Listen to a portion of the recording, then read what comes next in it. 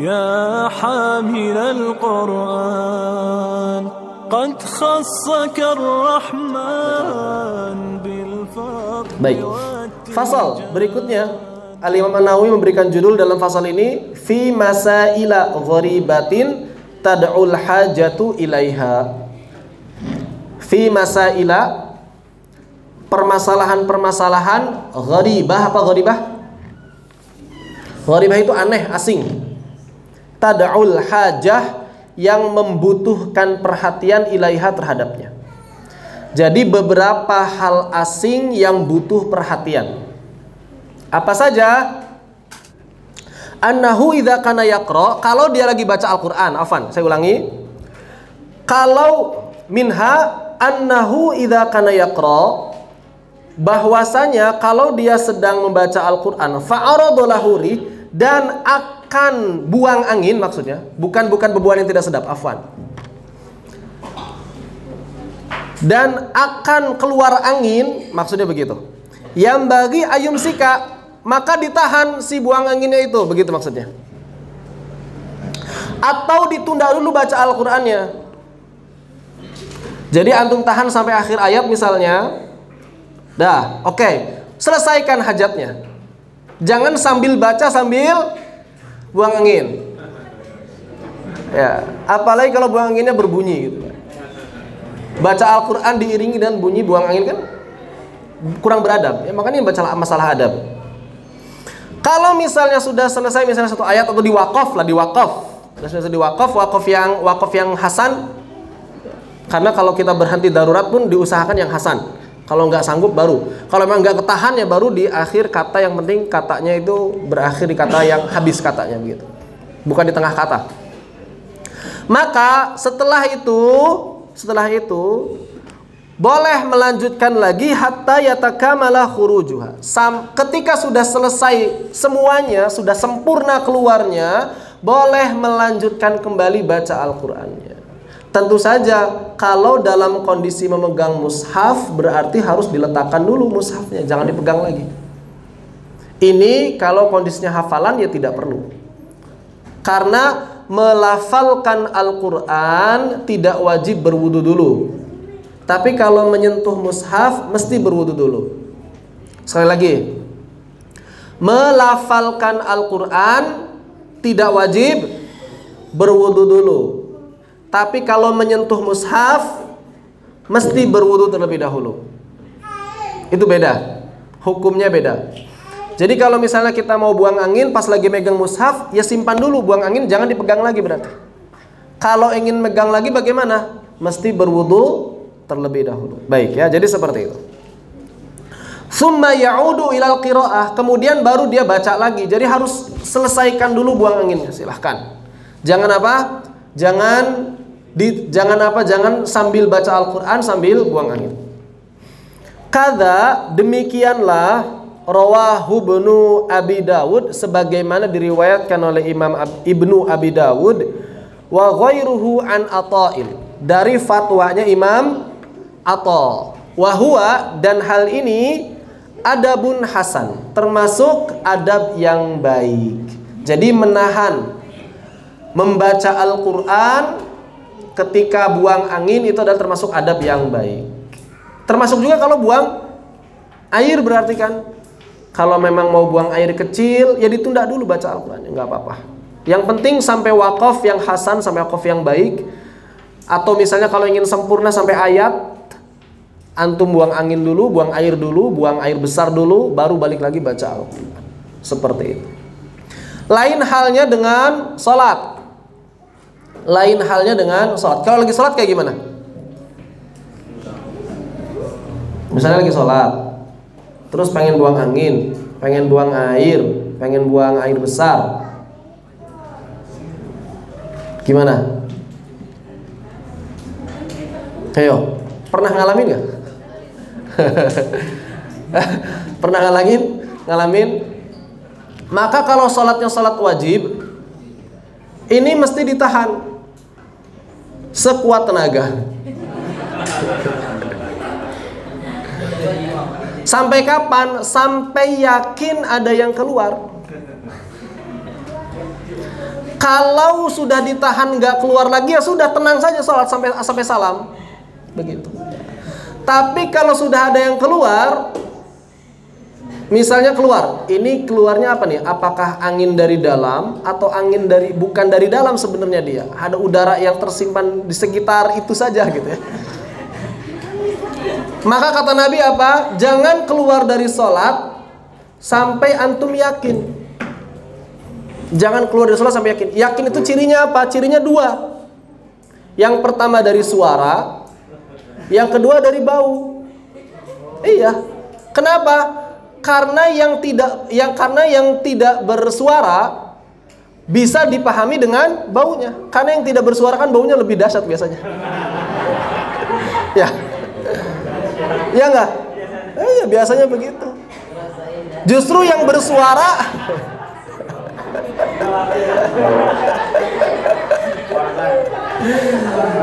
jadi diam-diam menghanyutkan itu.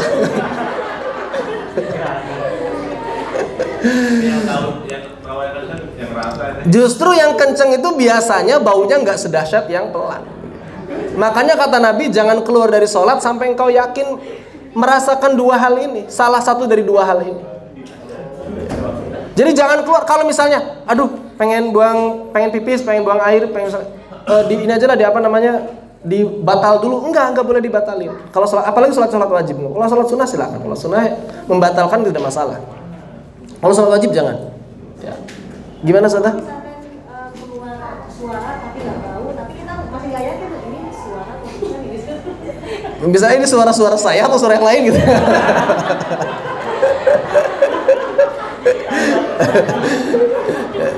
Kalau nggak yakin ya jangan. Udah. Pokoknya hukum asalnya sholat itu kita nggak sedang mengeluarkan apapun. Dan kita nggak boleh meninggalkan sholat karena keraguan.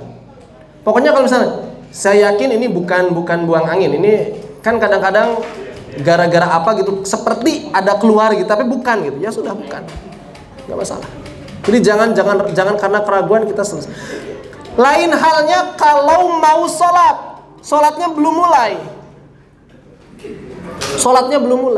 Kalau sholatnya belum mulai, harus segera tuntaskan semuanya dulu. Kalau sholatnya belum mulai. Tapi kalau sholat sudah mulai, itu masalah.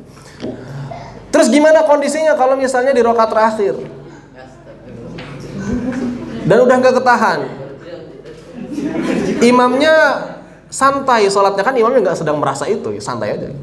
Maka dalam seperti itu boleh mufaraqah, boleh langsung berniat sholat sendiri, dan ini tidak akan kehilangan pahala jamaah. Langsung mengubah niat, sudah saya sholatnya sendiri aja, dipercepat. Yang rukun-rukunnya aja gitu, rakaat ketiga dia sendirian, ada orang sholat sendirian gitu. Ya nggak apa-apa, sholat sendirian aja langsung. Yang rukun-rukunnya saja, yang penting bisa salam sebelum batal begitu, sebelum keluar ya. Seperti itu ya. Jadi kalau ya nggak apa-apa, dan itu pahala jamaahnya tidak akan hilang, termasuk mufaraqah yang diperbolehkan.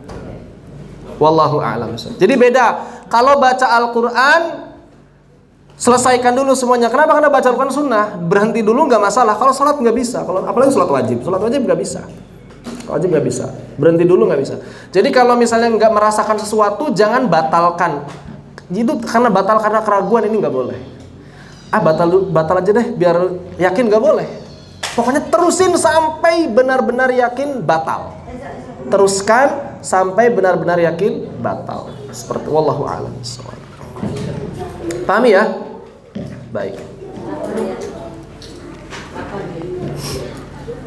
Wa minha, kemudian ada berikutnya, annahu idza tatha'aba, yakni ketika dia lagi baca Al-Qur'an kemudian apa? Kemudian menguap.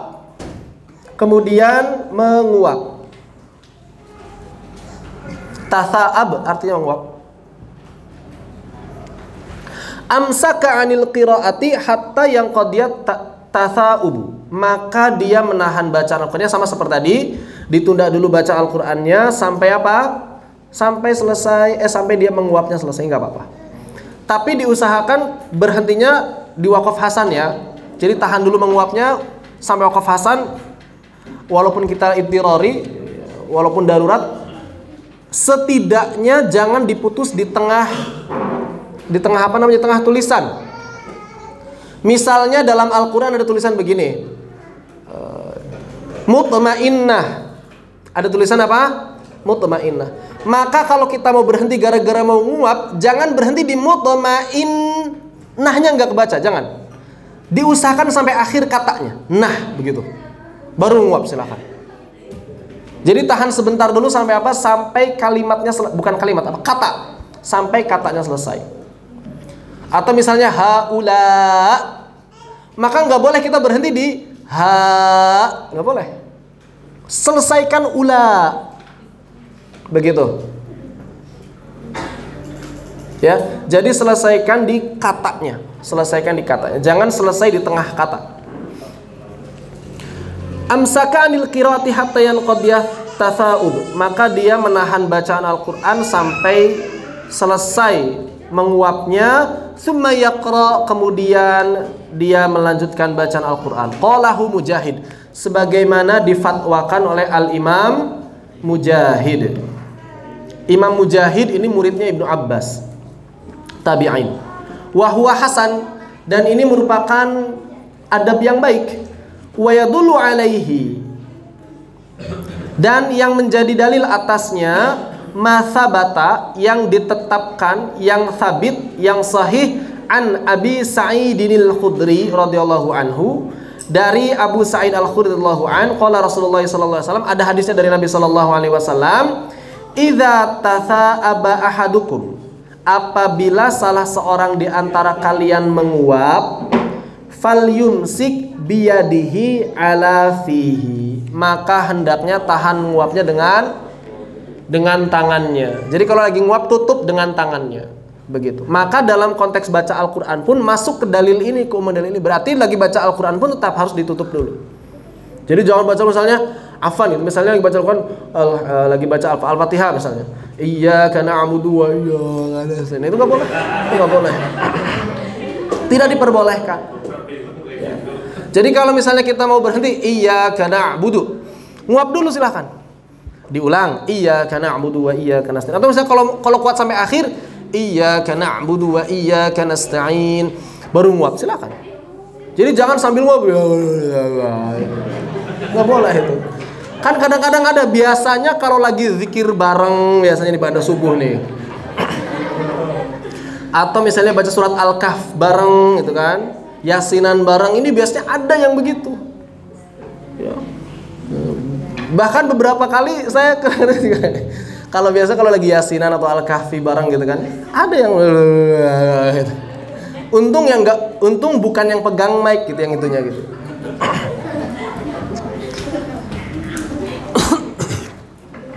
Seperti itu. Fa inna syaitana yadkhulu. Kenapa? Karena kalau ada orang nguap enggak ditutup, maka setan akan masuk ke dalam mulutnya. Karena nguap itu datangnya dari setan. Rawahu Muslim, diriwayatkan oleh Imam Muslim.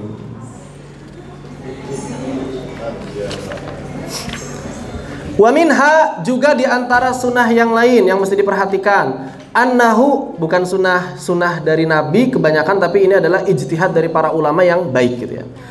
Annahu idza qara'a qaulallahi azza wajal, bahwasanya kalau seseorang membaca firman Allah azza wajal, wa qalatil yahudu Uzairun ibnullah wa qalatin nasara al-masih ibnullah, maka ketika membaca ayat-ayat yang seperti itu atau yang semisalnya, maka diusahakan, atau misalnya wa qalatil yahudu yadullahi maghlulah, atau misalnya wa qalu ittakhadallahu walada wa nahwa dzalika minal ayat, dan ayat-ayat yang semisalnya, ayat-ayat yang pokoknya merendahkan Allah, ucapan-ucapan orang kafir yang merendahkan Allah, ya, ucapan-ucapan orang musyrik yang bertentangan dengan syariat. Fayambaghi ayakhfidha biha sautah, maka hendaknya dia merendahkan suaranya.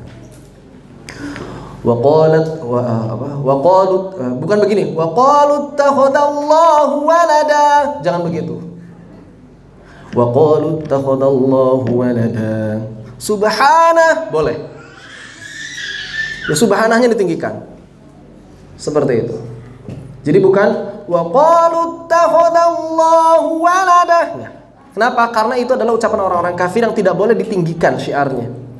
Wa qalu ittakhadha ar-rahmanu walada wa qalu ittakhadha Allahu walada wa qalatil yahudu yadullahi maghlulah. Direndahkan suaranya.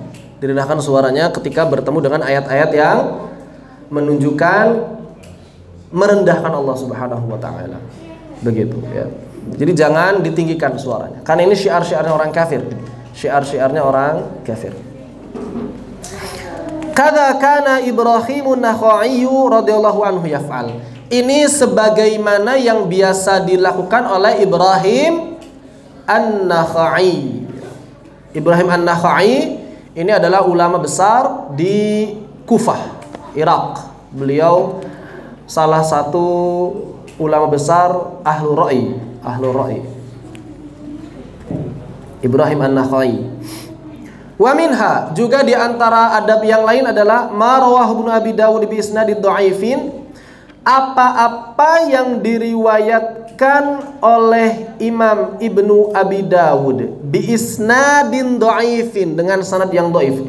Ini ngapain sanadnya dhaif tapi diamalkan? Mungkin ada yang bertanya kayak gitu. Karena dalam fadailul amal, mengamalkan hadis yang dhaif diperbolehkan. Para ulama sepakat. Kalau kata Imam An-Nawawi, para ulama sepakat bolehnya mengamalkan hadis yang dhaif dalam fadailul amal, targhib wa tarhib. Hadis-hadis yang isinya itu adalah motivasi, hadis-hadis yang isinya adalah ancaman, maka boleh diamalkan. Misalnya ada hadis dhaif, surat Yasin banyak hadis dhaifnya, walaupun ada yang hasannya. Jadi surat Yasin itu, keutamaan surat Yasin itu ada yang dhaifnya, ada yang hasannya, ada yang maudhu'nya, tapi nggak bisa disamaratakan. Hanya saja yang dhaif-dhaifnya masih bisa diamalkan. Kenapa? Karena dhaif tidak maudhu, bukan palsu. Dhaif itu bukan palsu. Jadi begini hadis itu. Ini juga penting.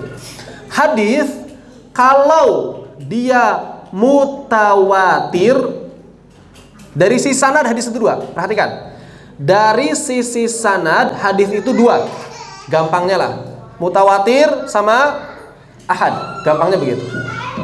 Mutawatir sama, mutawatir itu apa? Mutawatir itu hadis yang perawinya banyak jumlahnya. Maka dia tidak perlu dicek sahih atau tidak. Dia otomatis secara sanad sahih. Berapa persen? 99,99%. Ya udah, sahih 100%, ya. Mutawatir itu insya Allah sama kedudukan dengan Al-Qur'an, sahih 100%. Kemudian kalau yang ahad baru dicek terpercaya enggak orangnya. Ada yang apa? Ada yang sahih. Kalau yang sahih berapa? 75% ke atas. Kepastiannya 75% ke atas. Itu sahih. Ada yang 50% sampai 75%. Itu hasan. Yang dhaif itu apa? Yang dhaif itu dari mulai 1% sampai 50%. Begitu. Jadi masih ada kemungkinan enggak? Masih. Yang dhaif itu masih ada kemungkinan dari Nabi. Makanya dia jaraknya antara 1 sampai 50%. Oleh karena itu kadang para ulama juga ada yang berbeda pendapat. Ini hasan, menurut ulama yang lain dhaif. Kenapa? Karena memang dia jaraknya itu segitu. Jadi jangan disamakan yang dhaif dengan yang maudhu. Kalau maudhu 0% dari Nabi. Kalau maudhu 0% dari Nabi. Enggak ada kemungkinan sama sekali. Maka beda. Makanya di sini hadis dhaif boleh diamalkan. Annahu qila lahu idza qara'al insanu innallaha malikun rasuluna 'ala nabiyyi ayyuhalladzina amanu shallu 'alaihi wa sallimu taslima. Ayusalli 'ala nabiyyi sallallahu alaihi wasallam qala na'am. Jadi di sini ada kebiasaan dari Imam Asy-Sya'bi, annahu qila lahu. Pernah ada yang nanya kepada Imam Asy-Sya'bi, ya Imam Asy-Sya'bi, idza qara'al insanu, kalau seseorang membaca ayat innallaha wa malaikatahu yusholluna 'alan nabi ya ayyuhalladzina amanu shallu 'alaihi wa sallimu taslima. Di sini kan ada perintah, ya ayyuhalladzina amanu shallu 'alaihi wa sallimu taslima. Hai orang yang beriman, bersolawatlah ke atas Nabi sallallahu alaihi wasallam. ayusalli ala Nabi sallallahu alaihi wasallam, maka yang lagi baca itu mesti sholawat enggak? Yang nanya ke Imam Syafi'i. Maka apa jawaban Imam Syafi'i? Qala na'am. Ya, bersolawat. Allahumma sholli ala sayyidina Muhammad. Maka di sini ada perintah untuk senantiasa berinteraksi dengan Al-Qur'an. Dalam riwayat Imam Muslim lanjutan Hudzaifah yang tadi sholat malam itu, ternyata Hudzaifah mendengar dari Nabi kalau Nabi itu baca ayat-ayat tasbih, maka Nabi langsung bertasbih. Ada ayat-ayat tahmid, maka Nabi langsung bertahmid. Ada ayat-ayat tentang azab, maka Nabi langsung Allahumma inna na'udzubika min adzabik. Ada ayat-ayat tentang neraka, Allahumma ajirna minan nar. Langsung berdoa pada saat itu juga di dalam sholatnya. Ini boleh. Jadi kalau misalnya antum lagi sholat, kemudian ketemu ayat-ayat azab, maka boleh berhenti dulu baca ayatnya, kemudian doa dulu. Allahumma ajirna minan nar, Allahumma ajirna minan nar, Allahumma ajirna minan nar. Boleh. Ya. Atau misalnya bertemu ayat-ayat istighfar, wastaghfir innahu kana tawwaba. Maka antum boleh langsung mengucapkan astagfirullah, astagfirullah, astagfirullah. Atau juga ayat-ayat yang lain seperti dalam paragraf berikutnya ada watini wa zaitun dan lain sebagainya. Insya Allah nanti kita akan lanjutkan pekan yang akan datang. Ya, baik. Dikasih ciri yang bawa kitabnya, yang punya kitabnya dikasih ciri sampai di situ. Pekan yang akan datang kita akan lanjutkan berkaitan dengan berinteraksi langsung ketika bertilawah. Banyak dalil-dalilnya yang menunjukkan hal tersebut, tapi ini sepertinya jarang diamalkan. Maka kita harus yang menghidupkan adab ini. Wallahu a'lam bishawab. Apakah ada yang ditanyakan? Silakan. Iya, lagi sholat. Nabi itu lagi sholat. Jadi ayat-ayat yang tadi lagi istighfar, kemudian baca tahmid, tasbih, apakah itu dibaca di dalam sholat? Hudzaifah meriwayatkannya Nabi di dalam sholat. Hudzaifah meriwayatkan Nabi di dalam sholat malam. Riwayat Muslim. Ini riwayat Muslim sahih. Jadi kalau misalnya ada yang nanya nggak boleh dalam sholat, justru Hudzaifah riwayatnya di dalam sholat. Wallahu a'lam. Ada yang tanyakan?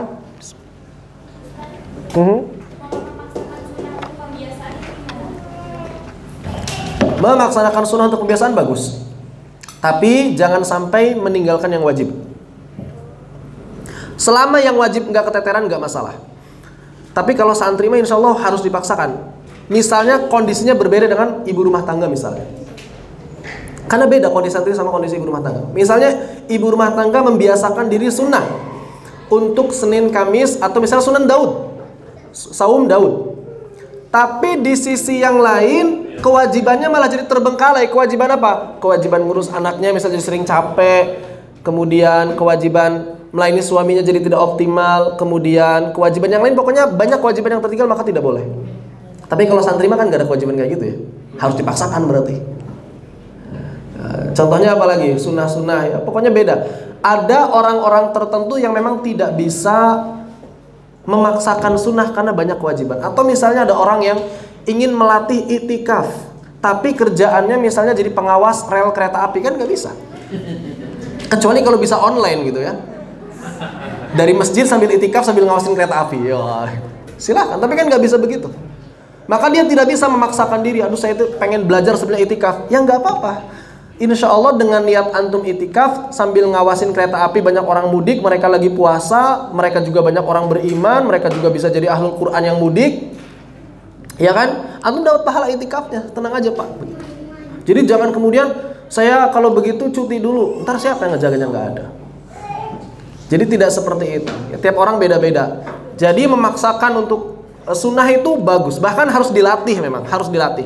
Tapi jangan sampai meninggalkan yang wajib. Jangan sampai meninggalkan yang wajib. Ya, mumpung masih santri, mumpung belum berkeluarga, silahkan paksakan semuanya. Allahumma paksakan. Ya Allah, paksakan saya gitu. Begitu. Allahu a'lam bishawab. Silakan di belakang tadi. Silakan sudah. Gimana? Ada bahasannya sebenarnya. Udah lewat atau belum ya? Oh, udah lewat. Baik, kalau begitu saya ulang. Ada dua hukum nih. Menyentuh membaca. Beda ya, jangan dicampur aduk. Biasanya kadang-kadang orang mencampur adukan. Ada menyentuh, ada membaca. Baik. Untuk wanita yang haid menyentuh mushaf. Apa itu mushaf?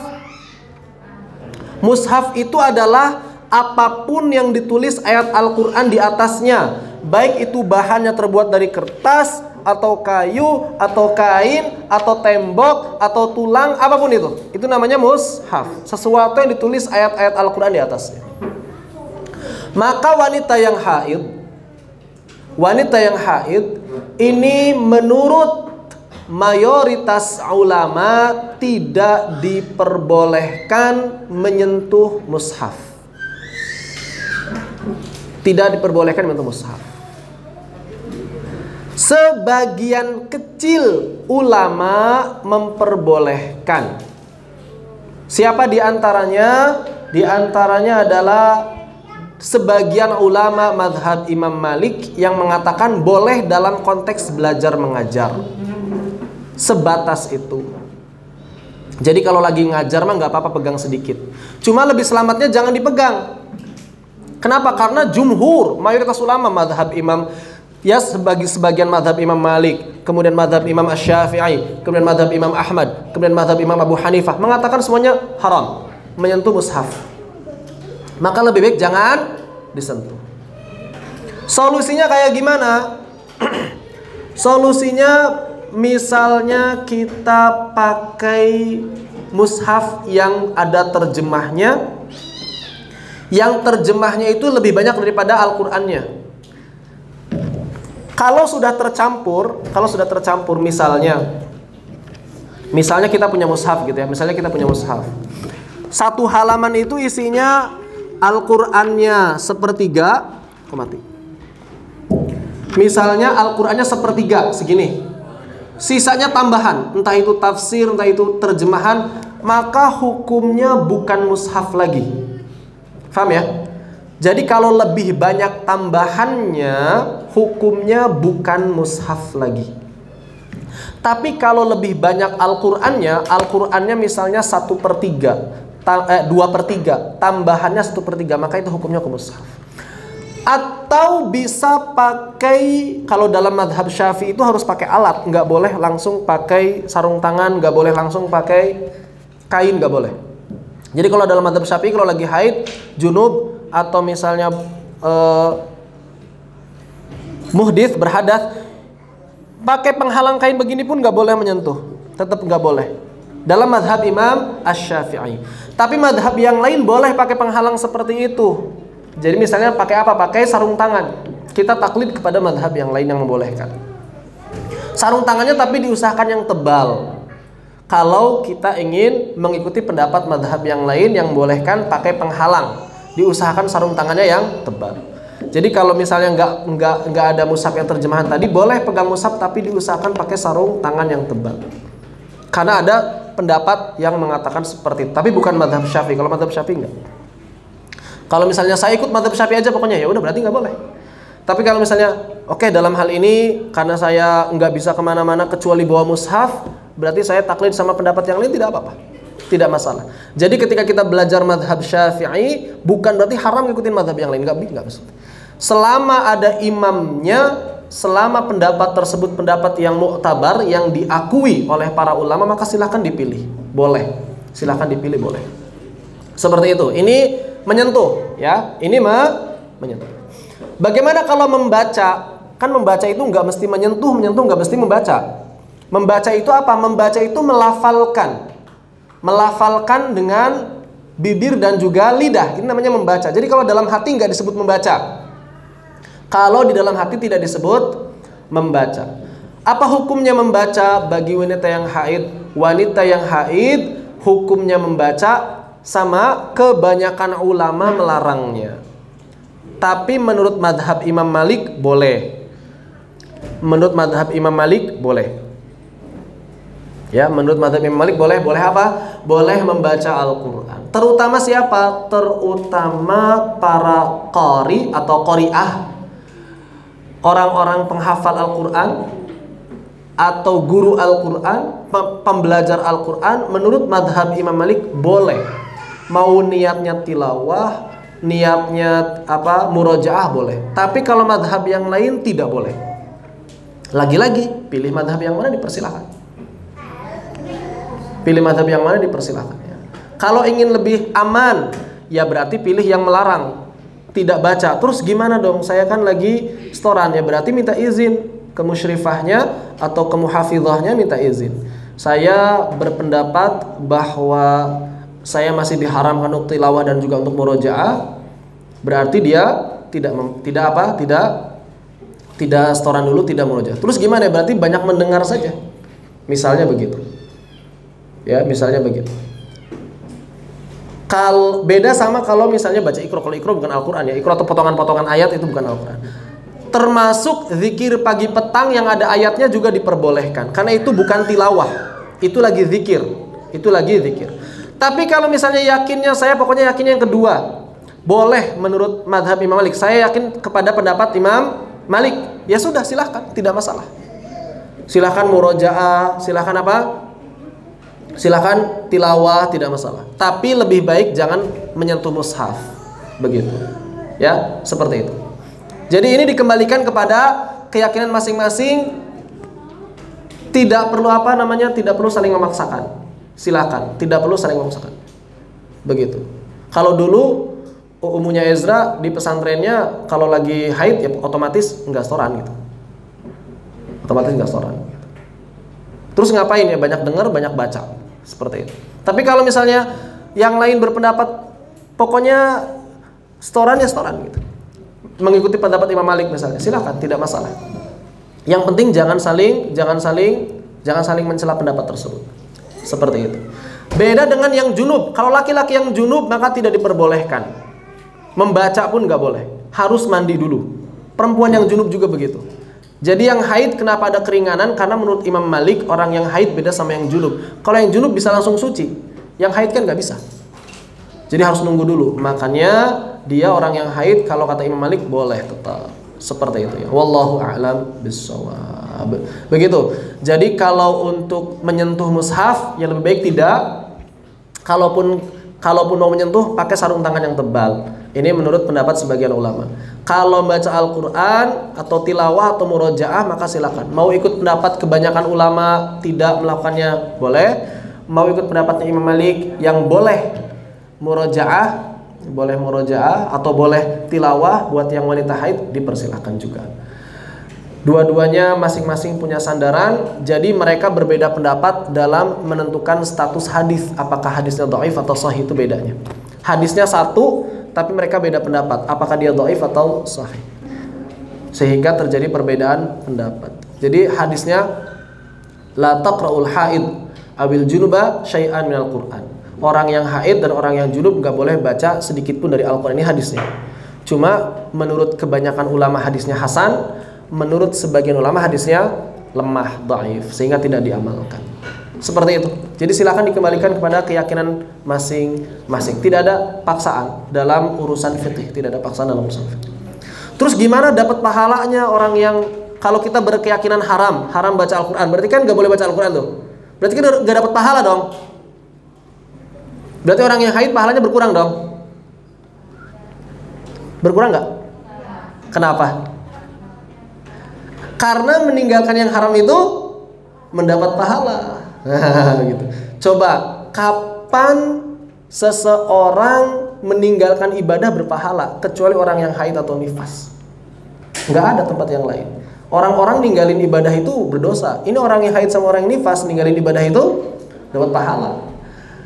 Ada azan subuh, Allahu Akbar, pengen sholat. Saya lagi haid. Ya Allah, saya nggak sholat karena saya lagi haid. Dapat pahala. Pahala apa? Pahala meninggalkan sholat subuh. Coba. Datang lagi zuhur. Allahu Akbar. Wah, sholat zuhur. Kemudian, saya lagi haid. Berarti saya nggak sholat zuhur karena lagi haid. Dapat pahala meninggalkan sholat zuhur. Datang bulan Ramadan, puasa. Dapat pahala lagi kan nggak puasa. Dapat pahala tidak berpuasa. Pahala tidak berpuasa. Cuma kalau puasa bedanya di qadha. Kalau sholat enggak. Pengen tilawah. Saya berkeyakinan ini haram, tapi bukan di hatinya, bukan sebenarnya saya yakinnya nggak haram sih, jangan gitu. Ikuti kata hatinya. saya berkeyakinan ini haram, saya nggak mau baca Al-Quran, ya Allah saya nggak mau baca Al-Quran karena menuruti perintahmu, mendapat pahala karena meninggalkan baca Al-Quran. Seperti itu ya. Wallahu a'lam bishawab. Tapi kalau yakin, hatinya yakin boleh baca Al-Quran, ya baca saja. Begitu, wallahu a'lam. Ada lagi yang tanyakan?